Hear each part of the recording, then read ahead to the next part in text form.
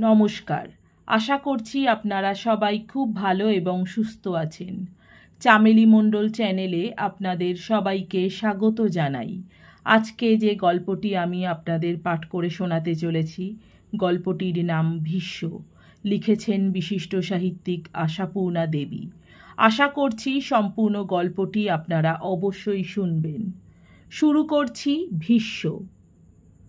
প্রথমে বিশ্বাস করিনি, পরে স্তব্ধ হয়ে গেলাম। অবশ্য স্তব্ধ হয়ে যাওয়া পর্যন্ত পৌঁছবার কথা নয়, অবিশ্বাস করেই থেমে থাকা উচিত ছিল। কিন্তু বিজয়দার যুক্তি আমাকে এত দূরে ঠেলে নিয়ে এলো। যুক্তির মধ্যে ভুলও নেই। ও বলল, এ যুগে অসম্ভব, অবিশ্বাস্য ইত্যাদি শব্দগুলোর কোনো অর্থ আছে? নেই। নইলে আর। বললাম, রাখো তোমার উদাহরণ। তা বলে সঞ্জয়দা? বিজয়দা ভুরু কুঁচকে বলল, ওহে বাপু, মানলাম তোদের সঞ্জয়দা পরম মহাপুরুষ, অন্তত ছিলেন তাই, কিন্তু একেবারে ভীষ্ম হওয়া বড় শক্ত হে। বেদ পুরাণ খুলে দেখগে যা, পদস্খলন মুনি ঋষি মহাপুরুষদেরই হয়ে থাকে। হবেই। নিষিদ্ধ ফলের লোভ চিরদিনই দুর্বার, নইলে আর বিশ্বামিত্র। আবার বললাম, উদাহরণ রাখো। সঞ্জয়দার কথাই ভাবছি আমি। কিছুতেই যে হিসেব মেলাতে পারছি না। বিজয়দা এবার গম্ভীরভাবে বলে, হ্যাঁ, তোর মতো আমিও প্রথমে আড়ষ্ট হয়ে গিয়েছিলাম, কিছুতেই বিশ্বাস করতে পারিনি। বারবার ভেবেছি, শাস্ত্রে যতই ঘি আর আগুনের গুণাগুণ বর্ণনা করুক, তাই বলে দাদা, তবু তো শেষ পর্যন্ত বিশ্বাস করতে হলো। অবিশ্বাস করবার পথ রইল কই? ধর্মের ধ্বজা যে বাতাসে উড়ল, শেষ পর্যন্ত সে লক্ষ্মী ছাড়ি তো নিজেই স্বীকার করল। আগে অবশ্যই কিছুতেই কিছু বলেনি, খালি নাকি কান্না কেঁদে কেঁদে মায়া কাড়ার চেষ্টা করেছে। কিন্তু তোর বৌদি হলো গিয়ে শক্ত ঘানি, সর্ষে পিষে তেল আদায় করতে জানে। অগত্যা বিশ্বাস করতেই হলো। তবু বললাম, বৌদি যদি এত শক্ত, তবে বাড়িতে এরকম বেচাল সম্ভব হলো কি করে? বিজয়দা কপাল চাপড়ালো। হায় হায়, সে বাড়িতে থাকলে কি আর। তোর বৌদি যে 2-2.5 মাসের জন্যে শিউরি গিয়েছিল, বাপের বাড়ি যাবার নামে তো আর জ্ঞান থাকে না। অবশ্যই বেচারা ভাববেই বা কি করে। ছুরিটাকে তো এনেছি অনেক দিন, কাজকর্মও করছিল খাসা, হাব ভাব দিব্যি ভালো। কে জানে যে ভেতরে ভেতরে এত। দেশের মেয়ে, ছেলেবেলার খেলুড়ি, খেতে পাচ্ছিল না। ভাবলাম থাকুক এসে আপনার লোকের মতো, খাক পড়ুক, খাটুক খুটুক, ওরও লাভ আমারও লাভ। তোর বৌদির শরীরের জন্যে রাতবার লোক একটা না রাখলেও তো চলে না। তা সেইটাই বিবেচনার ভুল হয়েছিল আমার। অথচ তখন ওই দাদাই কত আপত্তি করেছিলেন কিনা, দেশের মেয়ে, পুরুত বংশের মেয়ে, কি মান অপমান হবে, হয়তো মনক্ষুণ্ণ হবে, কিংবা দেশে গিয়ে নিন্দে করবে, এই সব। আর এখন নিন্দে হচ্ছে না। এখন তো তাকে আর তার সেই কীর্তির ধ্বজাটিকে নিয়ে ভিটেই গিয়ে বাস করছেন। শুনিসনি কারো মুখে? যাসনি বুঝি অনেক দিন বাসবে রে? মাথা নাড়লাম। যাইনি বটে অনেক দিন, কিন্তু ইত্যবসরে যে আবার জ্ঞাতি জ্যাঠামশাইয়ের ভাঙা ভিটে এত বড় একটি নাটকের অভিনয় শুরু হয়েছে, তা কে জানত? আমি মাথা নাড়তেই বিজয়দা আহত লজ্জিত মুখে আত্মধিক্কারের ধ্বনি তুলে বলে, কি যন্ত্রণা যে আমার হয়েছে। বাঁশবেড়ে থেকে ডেলি প্যাসেঞ্জারি তো অনেকেই করে, যারা 7 জন্মে কখনো আসতো না, তারাও হয় অফিসে নয় এখানে এসে 5 কথা বলে যাচ্ছে। কৌতূহলের শেষ নেই সব। আর হবেই তো এমন মজাদার একটি ঘটনা। আমি বাবা সবাইকে সব খবর বলে দিচ্ছি, আর প্রতিজ্ঞা করেছি আর ও ভিটে চৌকাঠ মারাবো না। আশ্চর্য, লজ্জার লেশমাত্র নেই। দিব্যি বললেন, রুনুদের নিয়ে আমি বাঁশবেড়েতে গিয়েই থাকবো ঠিক করেছি। 2 মজুর মিস্ত্রি লাগিয়ে যাহক করে খানিকটা সাফ করে নেব। খরচপত্রের দিক থেকে তোর একটু অসুবিধা হবে বুঝছি, কিন্তু ওদিকে খরচ চালিয়ে বেশি কিছু তো বাঁচবে না। খরচের কথা তুলে আমাকে ভয় দেখানো হলো আর কি। বিজয়দার মাইনে বেশি নয় জানতাম। কলকাতায় বাসা করে থাকা সম্ভব হয়েছে সঞ্জয়দার ভরসাতেই। বইমাত্র ভাই, কিন্তু এ পর্যন্ত কেউ কখনো টের পেত না সে কথা। চিরকুমার সঞ্জয়দার বিলাস ব্যসনের বালাই মাত্র নেই। বরাবর নিজের উপার্জনের সর্বস্ব ছোট ভাইয়ের হাতে তুলে দিয়ে খালাস। জানতাম সবই, কিন্তু হঠাৎ এ কি অদ্ভুত ছন্দপতন। একটু চুপ করে থেকে বললাম, রুনুদের মানে? মানে বুঝছিস না? সেই হতচ্ছাড়া বাচ্চাটা আর কি। ও, বলে চুপ করে গেলাম, কিন্তু মনের মধ্যে ভীষণ একটা যন্ত্রণা বোধ হতে থাকলো। বরাবর দেবতার মতো ভক্তি করে এসেছি সঞ্জয় দাকে, আর আমি বলে নয় সকলেই, অথচ আবার অগাধ প্রশ্রয় ছিল তার কাছে। আমাদের চাইতে কমসে কম 10-12 বছরের বড় তিনি। তবু কি সরল সুন্দর শিশুর মতোই ছিলেন। হায়, প্রৌঢ়ত্বের সীমা এসে এ কি শোচনীয় পরাজয় তাঁর। আর রুনু? ভাবতে ভাবতে চললাম, সত্যি কি তাহলে জগতে অসম্ভব বা অবিশ্বাস্য কথাটা অর্থহীন?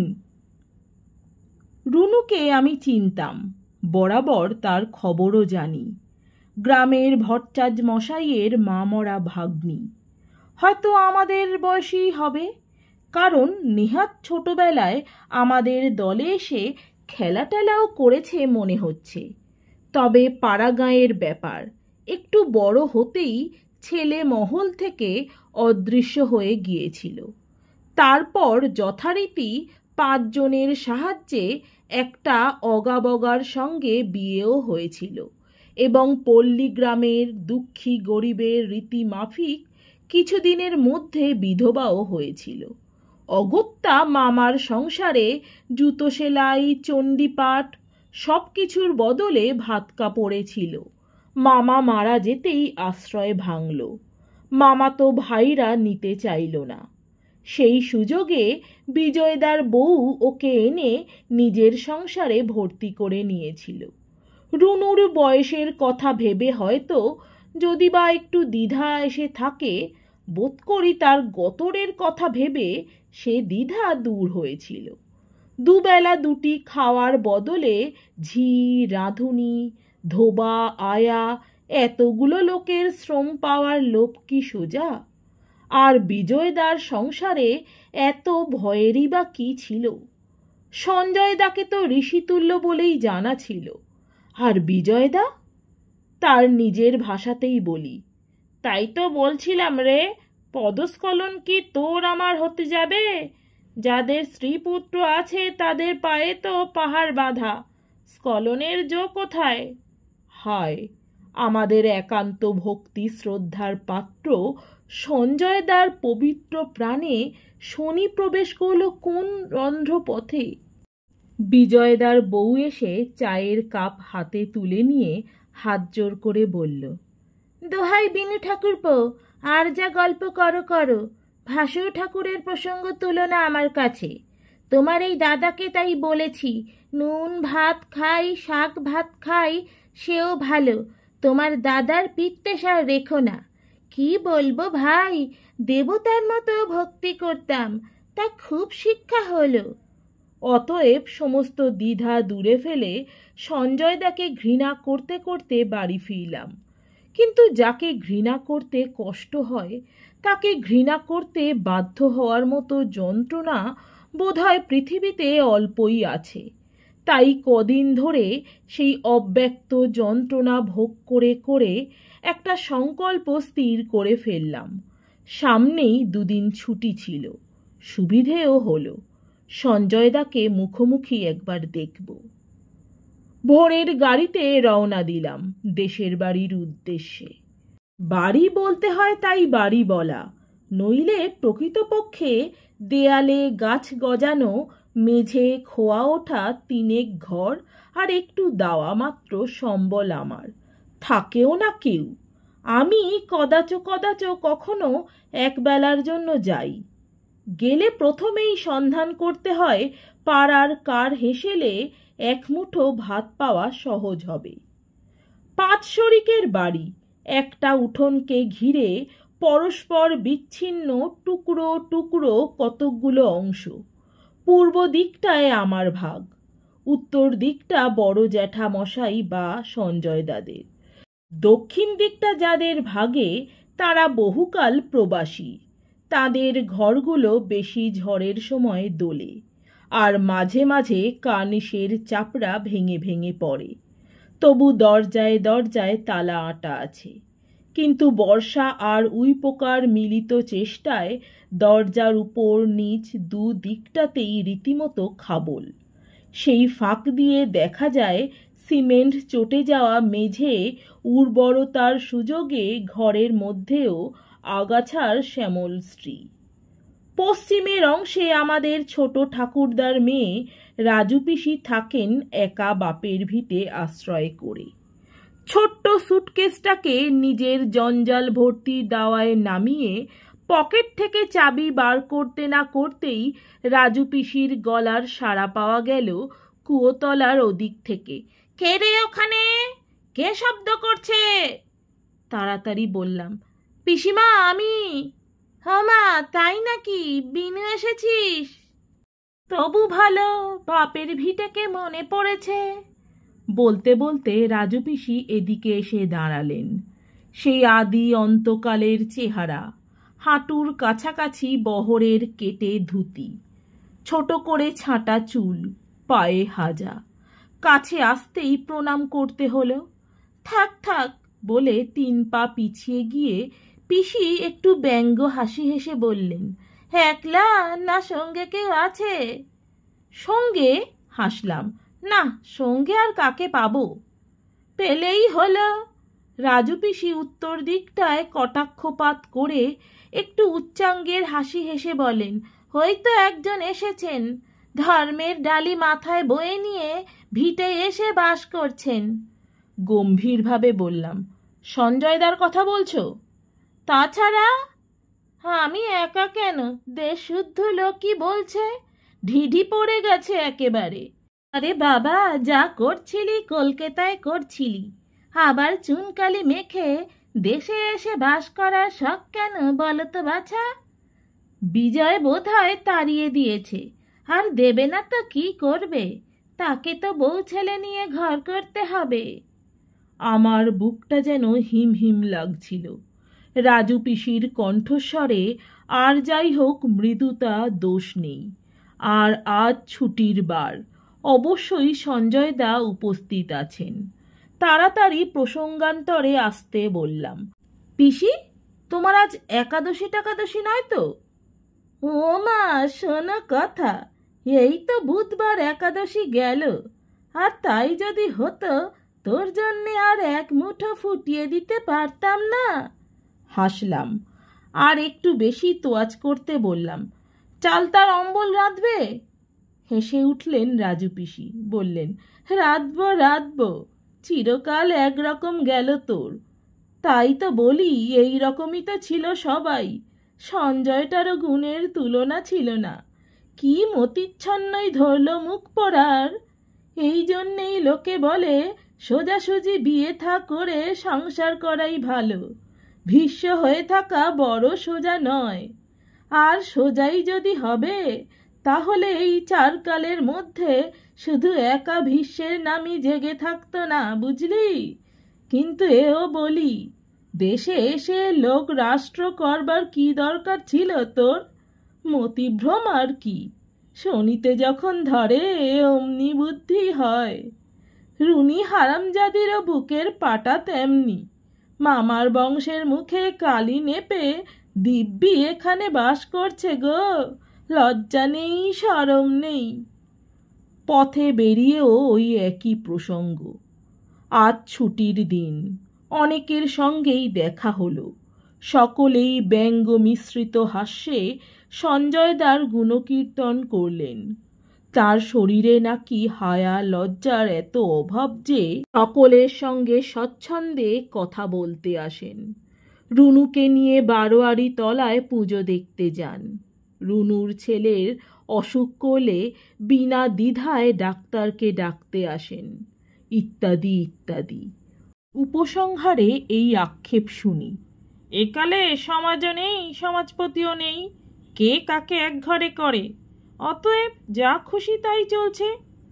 না, মন ক্রমশই কঠিন হয়ে এলো। এখন যেন আর ঘৃণা করতেও যন্ত্রণা টের পাচ্ছি না। রাজু পিসির ভীষ্ম ঘটিত অকাট্য যুক্তিটাও মনে লেগেছে। তাছাড়া সত্যিই বটে, অসম্ভব, অবিশ্বাস্য ইত্যাদি শব্দগুলো অর্থ কি আর আছে? ভোরবেলা গাড়ি চাপবার সময় মনে করেছিলাম প্রথমেই এসে সঞ্জয়দার সঙ্গে দেখা করব, আর আর রুনুকেও একবার দেখব মানুষের কতটা পরিবর্তন সম্ভব। কিন্তু সব উল্টোপাল্টা হয়ে গেল। জীবনে আর সঞ্জয়দার মুখ দর্শন করব না, এই প্রতিজ্ঞা নিয়ে অনেক বেলায় পাড়া বেরিয়ে ফিরলাম। তারা নেই, জানি রাজু পিসি বেলা 12টার আগে উনুন জ্বালেন না। ফিরছি অভ্যস্ত পথে সেজ জ্যাঠামশাইদের রান্নাঘর ভাঙা ইট পাটকেলের স্তূপ ডিঙিয়ে। হঠাৎ দেখি উঠোনের জামরুল গাছটার তলায় দাঁড়িয়ে সঞ্জয়দা, কোলে একটি নধর নিটোল মাস কয়েকের মতো ফুটফুটে ছেলে। থমকে দাঁড়িয়ে পড়লাম, কেন তা জানি না, অথচ ঘৃণায় লজ্জায় সর্বশরীর রিরি করে উঠল। উহ, সত্যি কি বেহায়া, কি বেহায়া! বেহায়াই বটে। আমাকে দেখেই সহাস্য বদনে কাছে এগিয়ে এসে বললেন কি না, সকালের গাড়িতেই তো এসেছিস শুনলাম, এসে অবধি পালিয়ে পালিয়ে বেড়াচ্ছিস যে? সঞ্জয়দার জন্যে কি এনেছিস, দড়ি কলসি না বিষ বড়ি? ভগবান জানেন কেন হঠাৎ চোখে এক ঝলক জলের মতো এসে গেল। তাই উচিত ছিল বলে ভাঙা ইটের ওপর দিয়ে হনহন করে যেতে গিয়ে হোঁচট খেলাম। আহাহা, কি মুশকিল! সঞ্জয়দা একটা হাত বাড়িয়ে আমাকে খপ করে ধরে ফেলে বললেন, পালাচ্ছিস কেন? কে তোকে মারতে আসছে? পাড়ায় ঘুরে মাথাটা গরম করে এসেছিস বুঝি? আয় এদিকে আয়। শান্ত স্পষ্ট সস্নেহ স্বর, কোথাও জড়তা নেই। সঞ্জয়দার কোলের ছেলেটার দিকে তাকাতে পারছিলাম না। ঘাড় বাঁকিয়ে কঠিনভাবে বললাম, মানুষকে ডেকে ঘরে বসাবার দাবি কি রেখেছ? সঞ্জয়দা হেসে উঠলেন, বললেন, মানুষকে ডাকবার দাবি রেখেছি বই কি, তবে অমানুষদের কথা আলাদা। আয়। তবু পা সরতে চায় না। ওই ছেলেটা সঞ্জয়দার নাম খাবলাচ্ছে। ঘাড় আর চোখ আরো ফিরিয়ে বললাম, কি দরকার? ব্যস্ত আছো তুমি, আমাদের জন্য কিছু এসে যাচ্ছে না তোমার। সঞ্জয়দা এবার একটু গম্ভীর হাসি হাসলেন, বললেন, বড্ড রেগে গেছিস মনে হচ্ছে। হ্যাঁ, কি বলছিলি? বেশ আছি।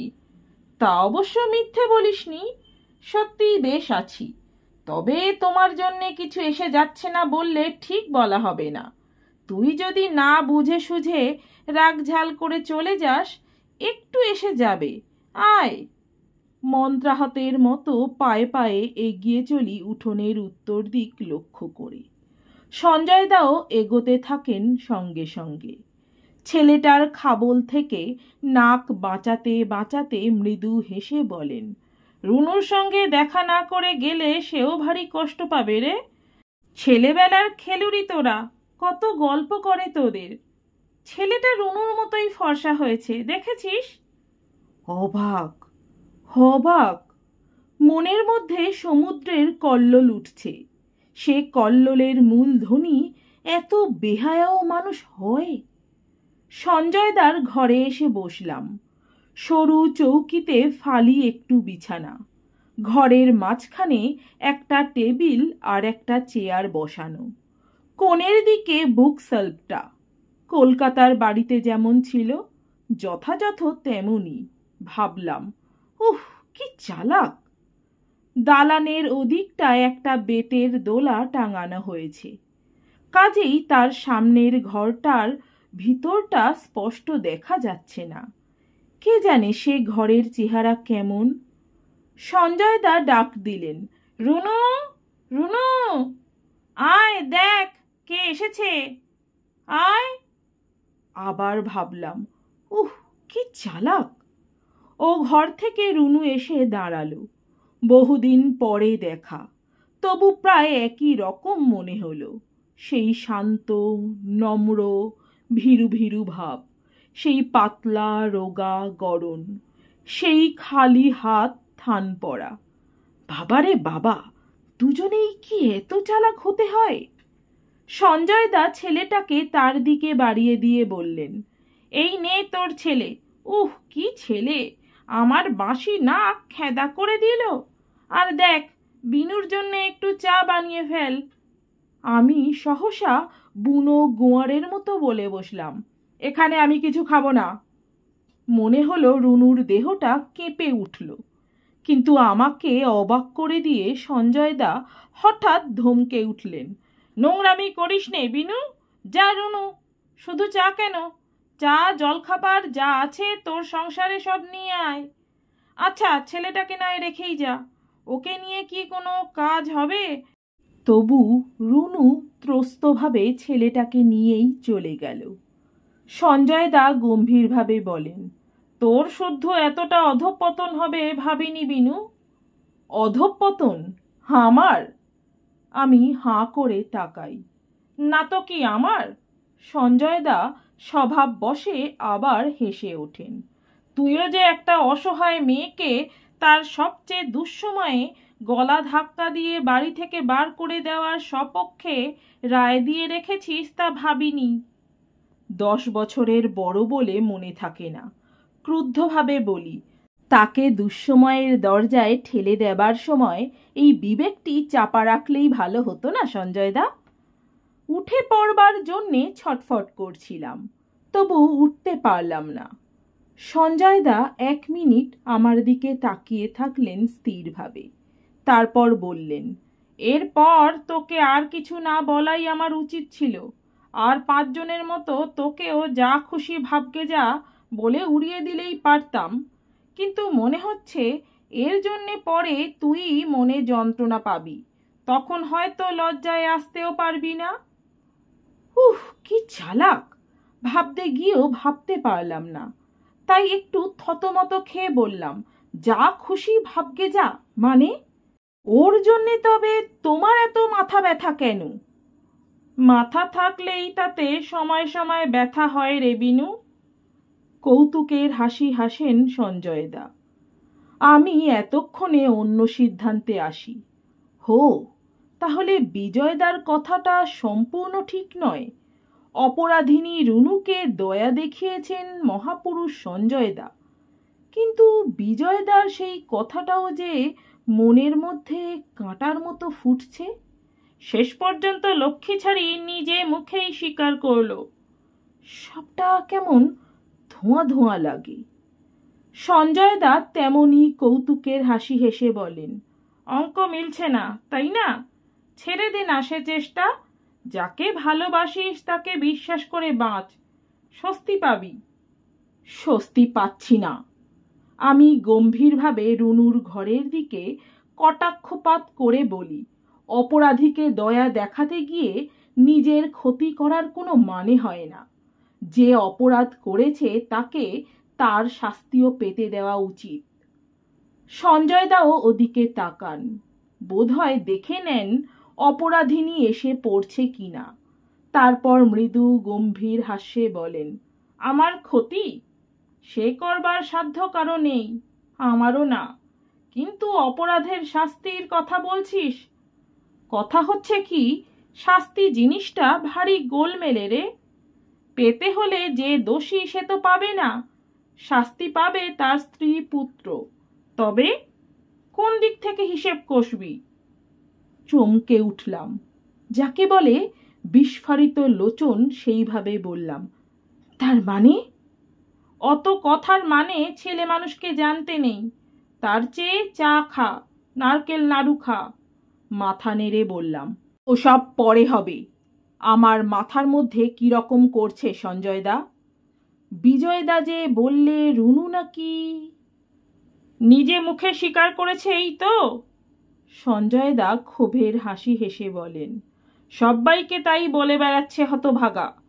ভয় পেয়ে গেছে তো। অথচ এ বেচারাই বা করে কি? হতভাগাটা নাকি শাসিয়ে রেখেছিল সত্যি কথা প্রকাশ করে দিলে ছেলেটাকে গলা টিপে শেষ করে দেবে। হ্যাঁ, সেই তো, বিশ্বাস করা যায় না। বেচারার মায়ের প্রাণ কি রকমটা হয় বল। এদিকে আবার বিজয়ের বউ। একটু ব্যঙ্গভাব ফুটে উঠল সঞ্জয়দার মুখে। জানিস তো আমাদের বৌমাটিকে, তিনি একেবারে সত্যি কথা আদায় করতে উঠে পড়ে লেগে রসাতল করছিলেন। আদায় করতে পারলে যে আবার কি করতেন ঈশ্বর জানেন। হয়তো গলায় দড়ি দিয়েই বসতেন। দেখে শুনে মেয়েটাকে আড়ালে ডেকে চুপি চুপি বললাম, তুই আমার ঘাড়ে সব দোষ চাপা দিদি। কিচ্ছু দোষ নেই। দিনে রাতে কত মিছে কথা কইছি আমরা। আর এই একটা তুচ্ছ মিছে কথায় যদি একটা সংসার বাঁচে, একটা প্রাণ বাঁচে, দোষ কি? প্রথমে বিশ্বাস হচ্ছিল না, পরে স্তব্ধ হয়ে গেলাম। অনেকক্ষণ পরে আস্তে আস্তে বললাম, সঞ্জয়দা, তুমি কি পাগল? তাই সম্ভব। নিন্দের বোঝা চুলোয় যাক, কিন্তু এত বড় একটা দায়িত্বের বোঝা কি করি বল? বাড়ির ছেলেটাকে তো আর ভাসিয়ে দিতে পারি না। আর ওই মেয়েটা, এই যে রুনু দিদি, সব কমপ্লিট। Good girl. নে খা বিনু। শুধু চায়ের পেয়ালাটা হাতে নিয়ে বললাম, ওসব খেয়ে আর খিদে নষ্ট করতে চাই না রুনু। আজ তোমার রান্নাঘরের আইটেমটা কি শুনে নি? রুনু ভীরু ভীরু গলায় বলে, বড়দা বলছিলেন আজ আর মাছের হ্যাঙ্গামায় কাজ নেই, শুধু। মহৎ সাহে বলি, শুধু আলো চাল আর কাঁচকলা, কেমন? ঠিক আছে, তাতেই রাজি। সে কি রে বিনু, রাজু পিসির চালতার অম্বল? পচুক। আর রাজু পিসি চেঁচান। না, বিজয়দার কথাই ঠিক। অসম্ভব বলে কোনো কথা নেই জগতে। নমস্কার। আমার গল্প পাঠ ভালো লাগলে দয়া করে আমার চ্যানেলটি সাবস্ক্রাইব করে দেবেন, লাইক কমেন্ট করে দেবেন, শেয়ার করে দেবেন। অনেক ধন্যবাদ।